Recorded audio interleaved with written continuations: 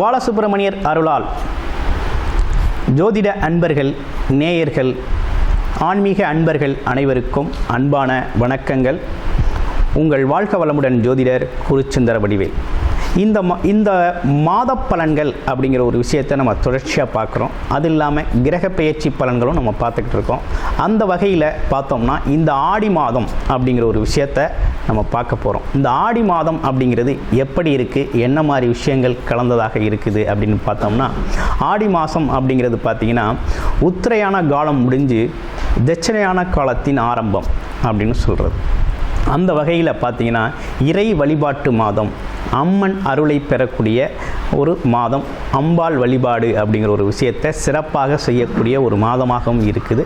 அது இல்லாமல் கிராமப்புறங்களில் பார்த்திங்கனாக்க கிராம தெய்வங்களின் வழிபாடுகள், அதாவது முனீஸ்வரர் வழிபாடு, காளி கோவில் வழிபாடு, அது மட்டும் இல்லாமல் பார்த்தீங்க அப்படின்னா கருப்பர் வழிபாடு, இந்த மாதிரி கிராம தெய்வங்களின், கிராம காவல் தெய்வங்களின் வழிபாடுகள்லாம் இந்த காலகட்டத்தில் ரொம்ப சிறப்பாகவே நடக்கக்கூடிய ஒரு அமைப்பு அப்படிங்கிறது இருக்குது. பொதுவாகவே பார்த்திங்கன்னா ஆடி மாதத்தில் திருமணம் அப்படிங்கிற ஒரு பேச்சை தவிர்ப்பாங்க. அந்த வகையில் பார்த்தோம்னா எது வரையும் அதை தவிர்த்துக்கிறது, எதுக்கு பிறகு அதை துணைக்கலாம் அப்படின்னா ஆடிப்பெருக்கு வரையும் தான் அந்த மாதிரி விஷயங்களை கொஞ்சம் தவிர்த்துக்கிறது அப்படிங்கிறது நல்லது. அதற்கு பிறகு ஆடிப்பெருக்கு முடிந்த பிறகு ஆட்டோமேட்டிக்காக உங்களோட திருமண சுபகாரிய பேச்சுக்கள், அதற்கான வேலைகளை நீங்கள் செய்ய ஆரம்பிக்கலாம், தொடங்கலாம். அதில் எந்த ஒரு விஷயமும் தொடங்கி நீங்கள் செய்ய ஆரம்பிக்கலாம். அடுத்து பார்த்தோம் அப்படின்னு கேட்டிங்கனாக்க ஆடி அமாவாசை அப்படிங்கிறது ரொம்ப சிறப்பு வாய்ந்ததாக இருக்குது. உங்களோட முன்னோர் வழிபாடு, அது மட்டும் இல்லாமல் பித்ரு சாபம் நீக்கிறது, அது மட்டும் இல்லாமல் குலதெய்வ வழிபாடுகள், முன்னோர்களோட ஆசீர்வாதத்தை முழுமையாக பெறக்கூடிய ஒரு அற்புதமான மாதமாக இந்த ஆடி மாதம் அப்படிங்கிறது அமைஞ்சிருக்கு. ஆடி மாதத்தை பொறுத்த வகையில் பார்த்திங்கன்னா ஆடி பௌர்ணமி அப்படிங்கிறது 5ஆம் தேதி வருது. திரு அண்ணாமலையாரை வழிபட்டு முழுமையான அருளை பெறக்கூடிய, கிரிவலம் போகக்கூடிய ஒரு அற்புதமான நாள் அப்படிங்கிற ஒரு விஷயமும் அமைஞ்சிருக்கு. இந்த விஷயத்தை பொறுத்த வகையில் பார்த்தீங்க அப்படின்னு கேட்டிங்கனாக்க ஆடி மாதத்தின் சிறப்புகள் அப்படிங்கிறது இவ்வளவு தான். ஆடி தபசு அப்படிங்கிற ஒரு விஷயமும் வருது. அதுவும் ஒரு வழிபடக்கூடிய ஒரு அற்புதமான நாள் தான். ஓகேங்களா? அடுத்து பார்த்தோம்னா இப்போ ஆடி மாதத்தில் ஒவ்வொரு ராசிக்கும் எப்படி இருக்கும் அப்படிங்கிறத விரிவாகவும் தெளிவாகவும் பார்க்க போகிறோம், நட்சத்திர பலன்களோட.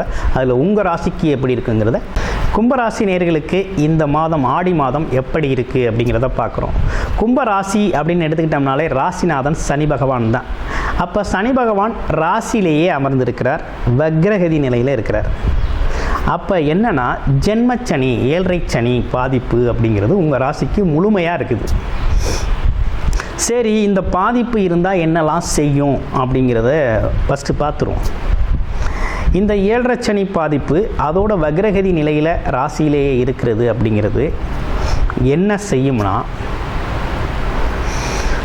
உடல் சோர்வு ஏற்படும். ஒன்று, எப்போதுமே ஒரு தூக்கம், உறக்கம், மயக்க நிலை அப்படிங்கிற ஒரு விஷயம் ஏற்படும். எதுலேயும் நாட்டம் இல்லாத ஒரு தன்மை ஏற்படும். எந்த முயற்சி எடுக்கிறதுலையும் ஒரு நாட்டம் இல்லாத ஒரு தன்மை ஏற்படும். தன்னை பற்றி தாழ்வாக நினச்சிக்கிறது அப்படிங்கிற ஒரு விஷயம் ஏற்படும்.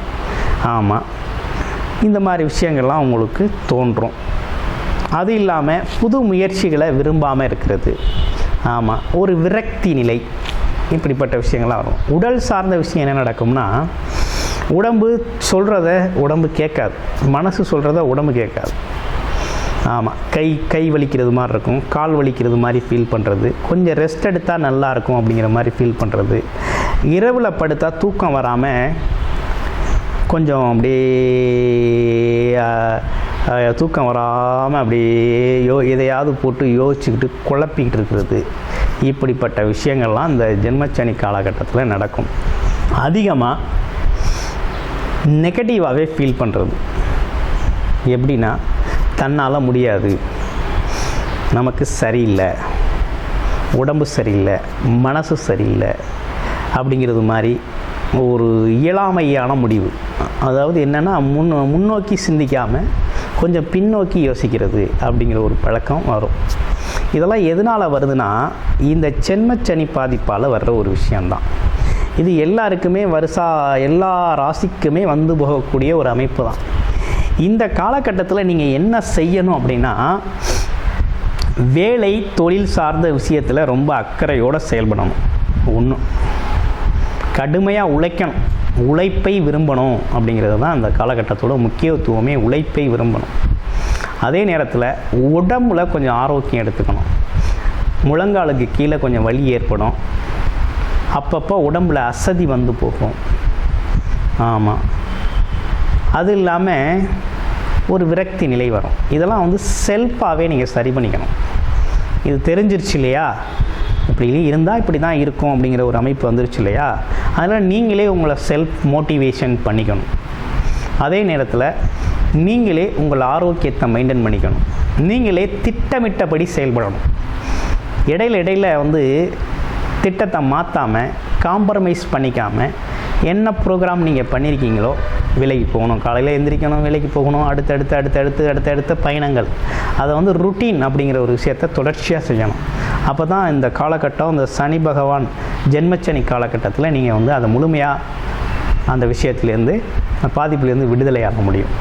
அடுத்து இதுக்கு பரிகாரம் அப்படின்னு எடுத்துக்கிட்டோம்னா என்னென்னா, ஆஞ்சநேயர் கோவில் வழிபாடு அப்படிங்கிறது அடிக்கடி போயிட்டு வரணும்.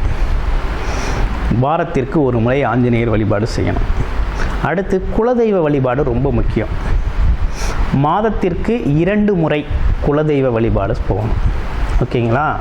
குலதெய்வம் கோயிலுக்கு போயிட்டு வரணும். பக்கத்தில் இருக்கவங்க, கொஞ்சம் தூரமாக இருக்குன்னா மாதத்துக்கு 1 முறையாவது குலதெய்வம் கோயிலுக்கு போயிட்டு வரணும்.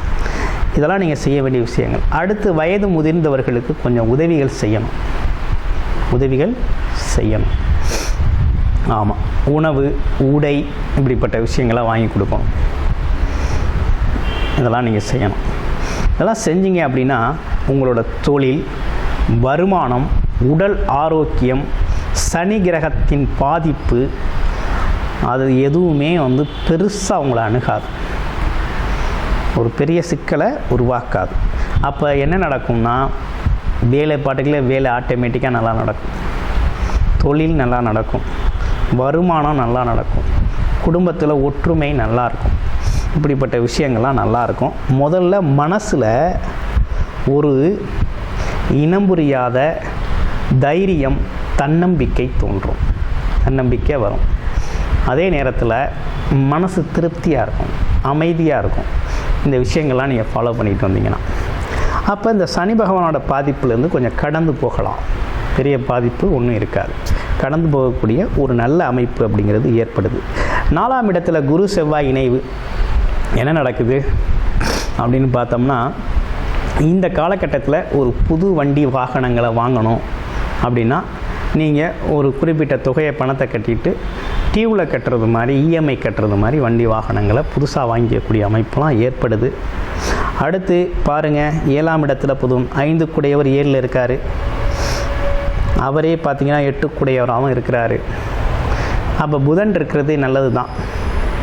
ஆமாம், கமிஷன் தொழில்கள், கூட்டு தொழில்கள் சார்ந்த விஷயங்கள்லாம் கொஞ்சம் கவனமாக இருக்கும், நல்லாயிருக்கும். நீங்கள் பேசுகிறது மூலமாக வருமானம் வரக்கூடிய அமைப்பு. அதே போல் பாக்யாதிபதி 7ஆம் இடத்துல இருக்கார் இல்லையா, அப்போ நண்பர்களோட ஒற்றுமை ஏற்படும்.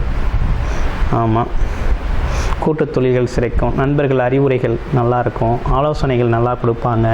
அப்படிப்பட்ட விஷயங்கள்லாம் நல்லா நடக்கக்கூடிய ஒரு நல்ல அமைப்பு தான் இருக்குது. பேச்சு அப்படிங்கிற ஒரு விஷயத்தை மட்டும் கொஞ்சம் குறைச்சிக்கணும் குடும்பத்தில் அப்படிங்கிறது தான் இருக்குது. குடும்பத்தில் பேச்சை குறைச்சிக்கணும்.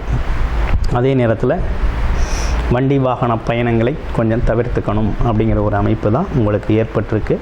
மற்றபடி மற்ற விஷயங்கள்லாம் நல்லா இருக்குது. அப்போ குடும்ப உறவுகள், அதே நேரத்தில் குடும்ப உறவுகளில் பழைய விஷயங்களை பேசி புது பிரச்சனையை உருவாக்கக்கூடாது. அது மட்டும்தான் இந்த காலகட்டத்தில் நீங்கள் தவிர்த்துக்கணும். குடும்ப செலவுகள் அப்படிங்கிறது வந்து கொஞ்சம் சிக்கனமான செலவுகளை கடைபிடிக்கணும் அப்படிங்கிற ஒரு அமைப்பு கும்பராசிக்கு இருக்குது. அப்போ கும்பராசியை பொறுத்த வகையில் இந்த காலகட்டம் அப்படிங்கிறது பார்த்திங்கனாக்க எல்லாத்தையும் கடந்து போகக்கூடிய, வருமானத்தில் முன்னேற்றம் காணக்கூடிய ஒரு நல்ல மாதமாக தான் இந்த மாதம் அமைஞ்சிருக்கு. உடல் ஆரோக்கியத்திலையும் உறவுகள் சார்ந்த விஷயத்திலையும் கவனத்தோடு செயல்படணுங்கிற ஒரு அமைப்பு அப்படிங்கிறது மட்டும் கும்பராசிக்கு ஏற்பட்டுக்கு. குலதெய்வ வழிபாடு ரொம்ப அவசியமாக இருக்குது. வாழ்த்துக்கள்.